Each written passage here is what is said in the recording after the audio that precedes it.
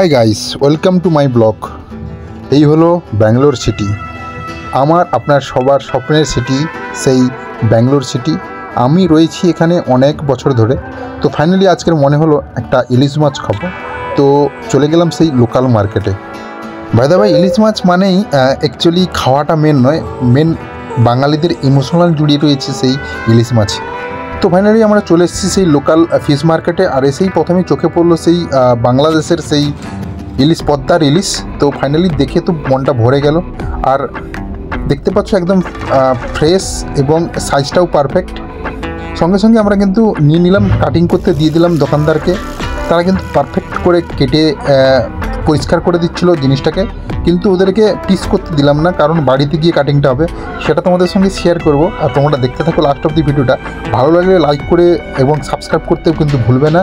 তো ফাইনালি চলে এলাম রুমে এসেই ওয়াইফের হাতে দিলাম। দেখতে পাচ্ছ ওয়াইফ তো দেখেই মাছটা পুরো ফেদা হয়ে গেছে, দেখতে পাচ্ছ হাতে নিয়ে কী খেলা করছে। এরপরে কিন্তু কাটিং করবে, তো কাটিং কীভাবে করে তোমরা দেখতে পাবে এখনই।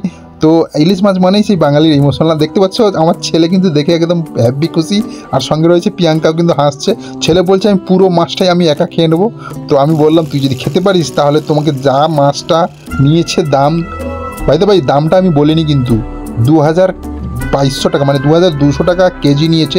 মাছটা পাক্কা 1 কেজি ছিল। তো ফাইনালি এখানে কাটা শুরু করে দিয়েছে।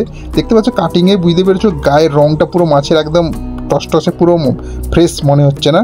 তো অ্যাকচুয়ালি মাছটাই ফ্রেশই ছিল বেশি, মানে এসেছেই আমাকে খবর পেয়ে আমি কিন্তু চলে গেছিলাম সেই ফিশ মার্কেটে। আর আমি বলে রেখেছিলাম যদি ইলিশ মাছ আসে তাহলে নিশ্চয়ই আমাকে খবর করবেন বা বলবেন, কারণ ইলিশ মাছ ব্যাঙ্গালোরে পাওয়া খুবই মুশকিল। আমি যেখানে থাকি সেখানে পাওয়া মুশকিল, অন্য জায়গায় হয়তো পাওয়া যায়। তো ফাইনালি দেখতে পাচ্ছ কাটিংটা হয়ে গেছে।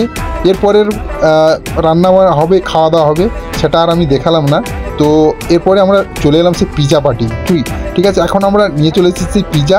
তো আজকে ছেলে আড়ি করছিল, তো ভাবলাম বলছিল পিজা খাবে, তো ডোমিনোস থেকে পিজা অর্ডার করে দিলাম। দেখতে পাচ্ছ এই যে পিজা খুবই টেস্টি এবং ভালো ও বলে মনে হয় ডোমিনোস পিজা। তোমরা যারা খেয়েছো নিশ্চয়ই তোমরা জানো। দেখতে পাচ্ছ এই যে সেই পনির পিজা, আর আমার একটা বন্ধুও এসেছিলো, তো তার জন্য একটা চিকেন পিজাও নিয়ে আসা হয়েছিল।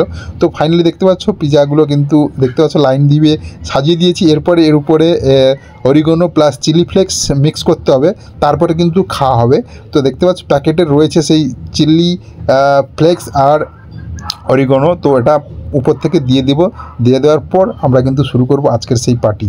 ঠিক আছে, এই যে পার্টি শুরু হলো, আর এই যে এবারে খাওয়া শুরু হবে।